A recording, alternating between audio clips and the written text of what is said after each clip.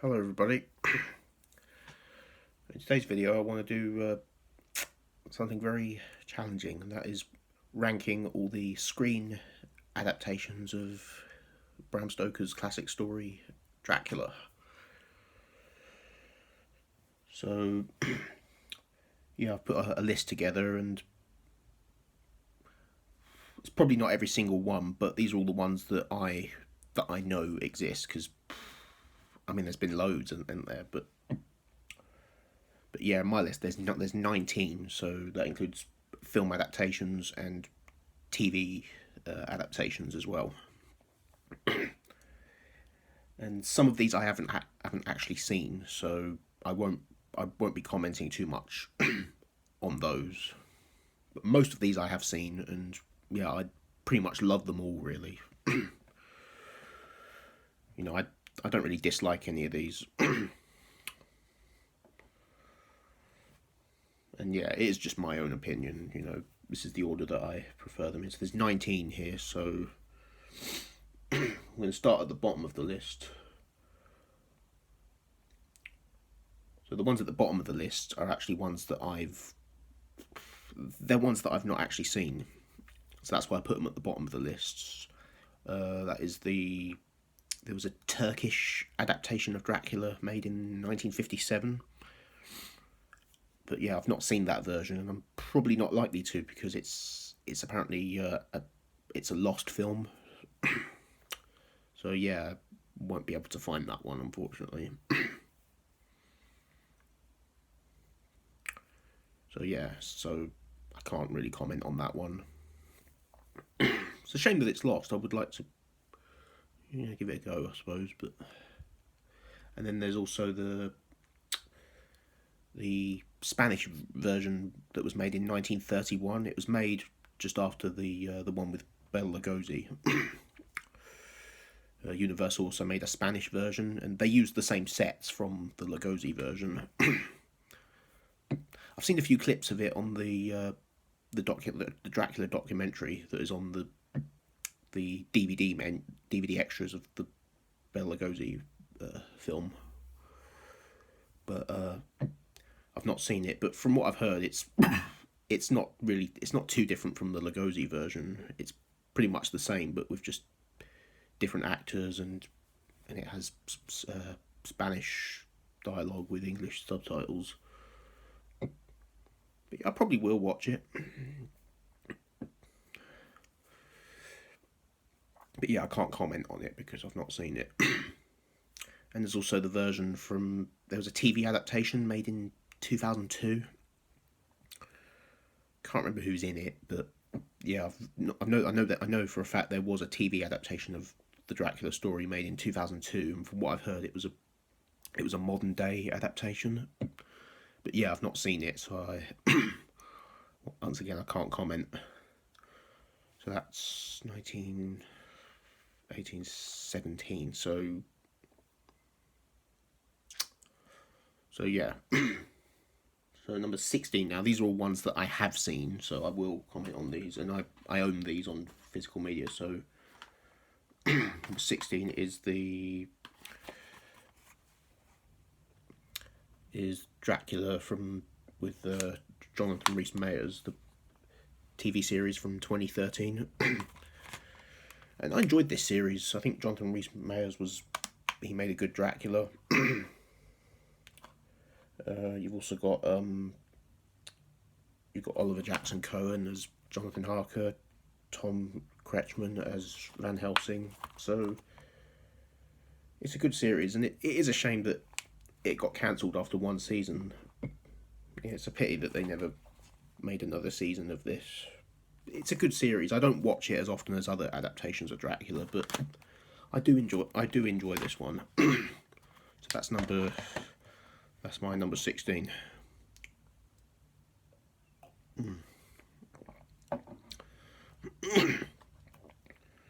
Number 15 is... This one came out quite recently. This one is Dracula, the Original Living Vampire. So this is... this is the one with Michael Ironside. And I think it's a straight-to-DVD film. I don't ever remember it coming out in the cinemas, so I'm assuming it was released straight to DVD. But yeah, this came out... 2021 this came out. I enjoyed this one. It's basically it's a modern day adaptation of the original story. And I enjoyed it. It wasn't the best I'd ever seen, but you know, it was an enjoyable. It was an enjoyable film, and I'm happy to have it. So that's, what was that, 15? Yeah. So number 14 is the BBC adaptation of Dracula from 2020. So it's the 3-part story. So yeah, it's the one that has Mark Gatiss in it. And yeah, I enjoyed this. I enjoyed part 2 and part 3 a lot more than part 2. I wasn't too keen on, but part 1 and part 3 were great. I think part 1 and part 2 took place like during like the 19th century, which is where the original story actually takes place. And then part 3, he's been like sleeping for a century, and then he's in the modern day.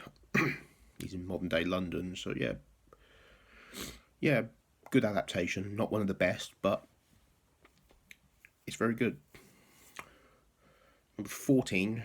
Some people are probably going to be upset by this, but I can assure you I do love this film. Oh, wait a minute, no.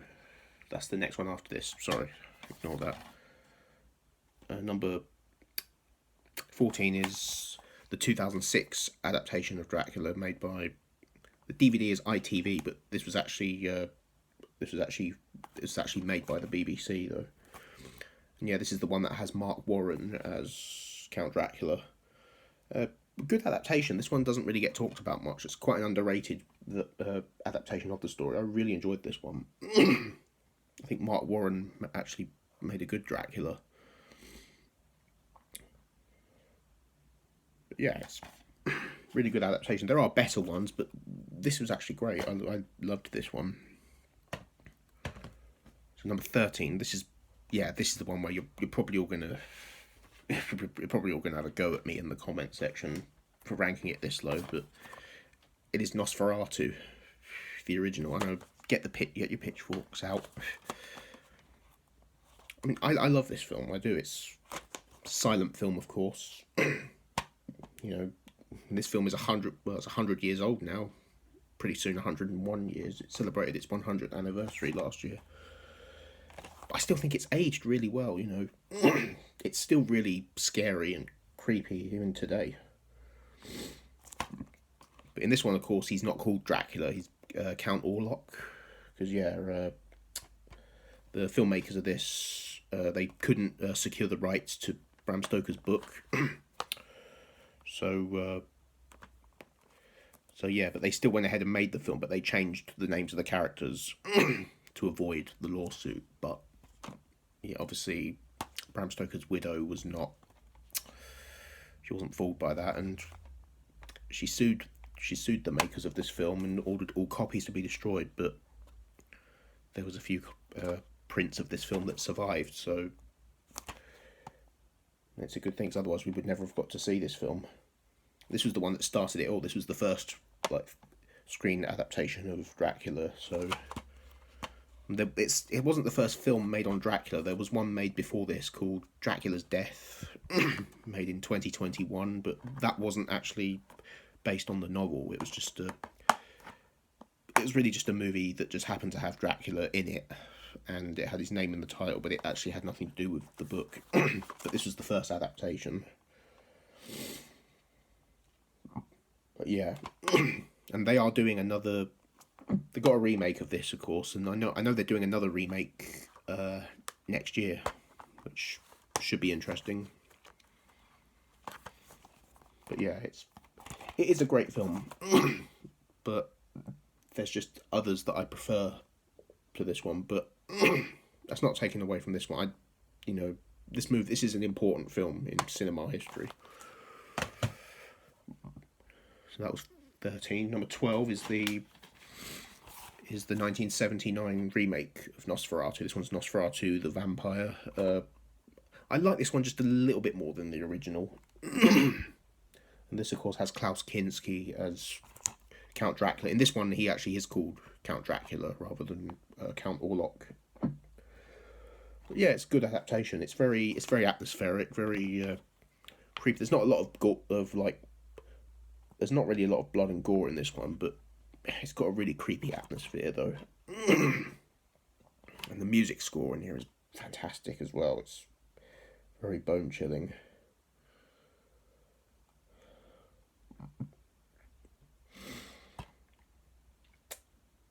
But yeah, it is great. So that was 12.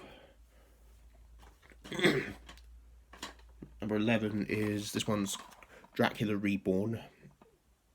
This came out 2012, and this is a straight to DVD adaptation, and it's basically set in modern day Los Angeles. And yeah, it's great. I really liked it. It's a bit action packed. It's very gruesome as well. But yeah, I enjoyed this one a lot.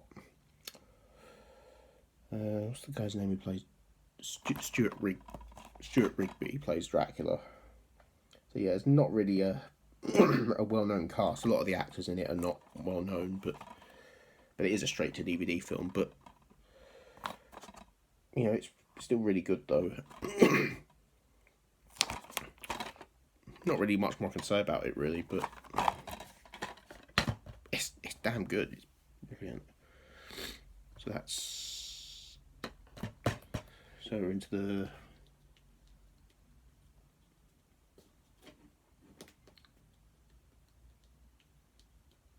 that was 10, I believe. I think that was number 10. Yeah, I'm losing count here, but never mind. But next up on my list is he dropped it. This one's Dario Argento's adaptation of Dracula. 2012 this came out. And yeah, it's really good. A lot of people don't like this one. I really enjoyed this one. Dario Argento is a brilliant filmmaker. He's made some great films. And yeah, this is a really good adaptation. You got Thomas Kretschmann as Dracula. And yeah, he also played Van Helsing in the 2013 TV series. But yeah, he plays Dracula in this one. You've also got Rutger Hauer in the film as well as Van Helsing. Fantastic. It's very gory as well. It is like this is like over the top blood and gore.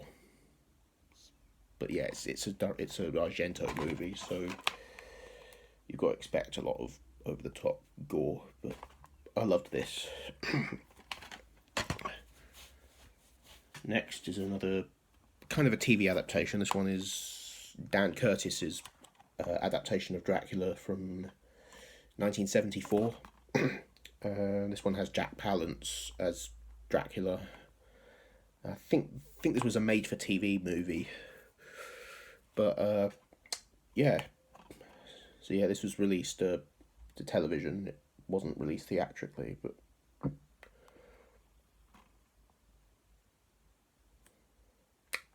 yeah, I like this. I think Jack Palance did a good job.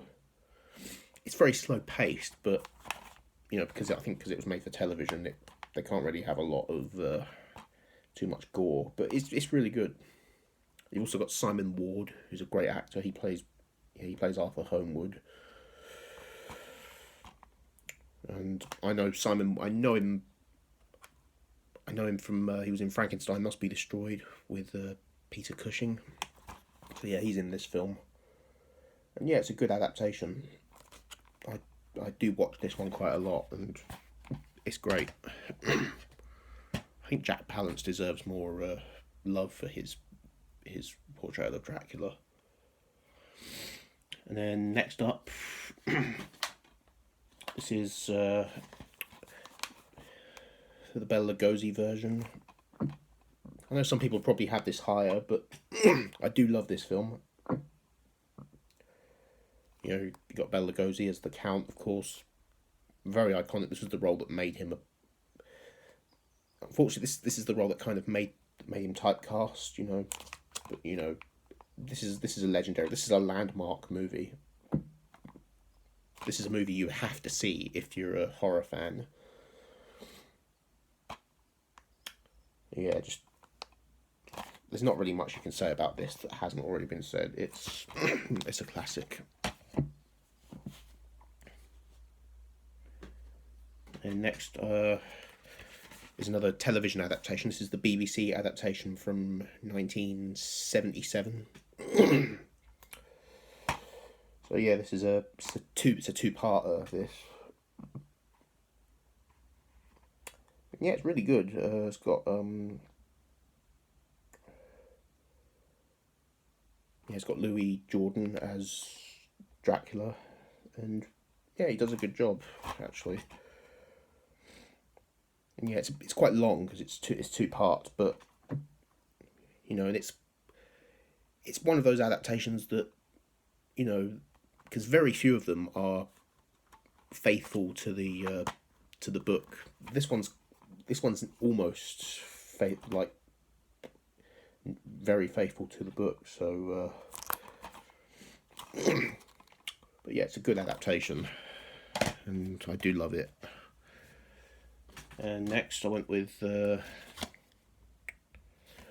this is Jess Franco's adaptation of Dracula from 1970, and this has Christopher Lee as Dracula. So yeah, of course, Christopher Lee played Dracula in Hammer's Dracula movies, but he also played Dracula in some films outside of Hammer as well, and this was one of them. But yeah, I enjoyed this one. This is underrated. It's quite hard to find as well. I actually had quite a job finding this, but I was really lucky to find a copy. It's got Herbert Lom in it as well. Herbert Lom plays Van Helsing. It's also got Klaus Kinski in it as well, who played Dracula in the Nosferatu remake. But yeah, he plays Renfield in this one. And yeah, I enjoyed this. And this one is also quite faithful to the book as well. So I think that's why Christopher Lee got tired of playing Dracula in the Hammer films. Because they weren't really giving the Dracula character a lot to do. But I think he enjoyed making this one because of how faithful it was to the book. So you're into the top four now. So this is technically not really an adaptation. This is more a parody. It's a spoof. But I decided to include it because it does pretty much follow the same plot from the book and from other adaptations, and it has like all the same characters as well. And because I love it so much, it's Dracula Dead and Loving It. The Mel Brooks film.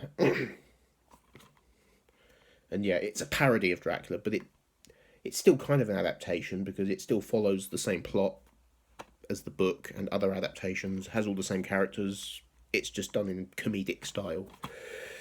But you know, I wanted to include it. I just would have felt guilty if I didn't include it. I just really wanted to. I love the movie so much.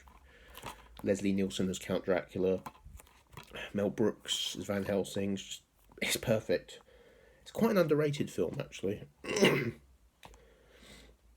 It's unfortunately the last film that Mel Brooks directed. He hasn't actually made. He's still around, you know, but he hasn't actually made another film since this one. This was 1995. This came out. So yeah, Mel Brooks hasn't made another movie since this one, but I think yeah, he's retired now, I think. But yeah, I follow him on Twitter, so yeah. I mean, he's in his 90s now, but yeah, he's alive and well. So yeah, this is fantastic. This is a great bit of comedy. Highly recommended. Top 3. Number three, I went with Francis Ford Coppola's Dracula, or what's referred to as Bram Stoker's Dracula. This, of course, has Gary Oldman as the Count, and in my opinion, I think it's his best role, or one of his best roles. You got Keanu Reeves as Jonathan Harker, which I know a lot of people didn't like Keanu Reeves' portrayal of Harker, because obviously Keanu Reeves is Canadian, and a lot of people didn't like how he put on a British accent, but I had no problem with his performance. I think he did a really good job. And you got Winona Ryder in the film as well. You've got Anthony Hopkins as Van Helsing, and you've also got the singer Tom Waits in the film as well. Tom Waits plays Renfield. So yeah, it's a Hollywood film. It's made by Columbia Pictures. So yeah, it's a Hollywood movie, but it's bloody fantastic. What was it? 1990? Yeah, 1992. This came out. But yeah, fantastic film. This was probably the first Dracula. The first Dracula movie I watched was Dracula Dead and Loving It. But the first proper adaptation that I watched was this one. So yeah, that's why it's one of my favourites. I love it. And number two is the 1979 adaptation with Frank Langella as Dracula. Yeah, this is really underrated. I love this. I think Frank Langella played Dracula really well. I think he really made the character his own. We've also got Laurence Olivier as Van Helsing. You've got Donald Pleasance in here as well. This was after Halloween, because Halloween was 1978. This came out in 1979. Yeah, Donald Pleasance plays Dr. Seward in the film. He would have made a good Van Helsing if they'd done a Dracula film with Donald Pleasance as Van Helsing. That would have been good. But yeah, I love this film. Yeah, it's Universal, of course. So Universal, of course, made the Bela Lugosi version, and yeah, they made this version as well. But yeah, it's a great film. I love it. It's got a bit of a romantic feel to it. In this one they make Dracula, rather than just a straight up creepy, demonic monster. In this one they make him sort of like a romantic figure, pretty much similar into the Coppola version. But yeah, it's great. Love it. Which leaves me with number one. You guessed it. It's Hammer's adaptation from 1958 with Christopher Lee as Dracula and Peter Cushing as Van Helsing. I had to put this one at number one. It's perfection. I mean, Christopher Lee really made the Dracula character his own, And Peter Cushing he's the best Van Helsing in my opinion. Peter Cushing he was perfect for that kind of role, and well, he's just perfect in everything that he's in. But yeah, this is perfect. So yeah, I can't say a negative thing about this. This is a 10 out of 10 movie for me. And it's got an iconic scene near the end where Dracula and Van Helsing do battle with each other at the end. And then Van Helsing puts the two candlesticks together to form a cross. Then pulls the curtains down from the window and lets in the sunlight. And then Dracula, he crumbles into dust. It's an iconic scene. Just a fantastic film. So I hope you enjoyed that. So, yeah. I would like to do a video where I rank all the Hammer Dracula films. So all the ones that Hammer made. So, it will include... This one will be included, of course, but there's also the sequels that were made. But yeah, this one is just focusing on, the adaptation. Well, all the ones that I'm aware of, anyway. For all we know, there could be more. There've been hundreds of movies made on Dracula, and that's not counting the adaptations. There's been spoofs. crossover films. But yeah, I hope you enjoyed this ranking, and yeah, I'll see you again in the next video. Take care. Oh, my tea's gone cold. I have to go make another one.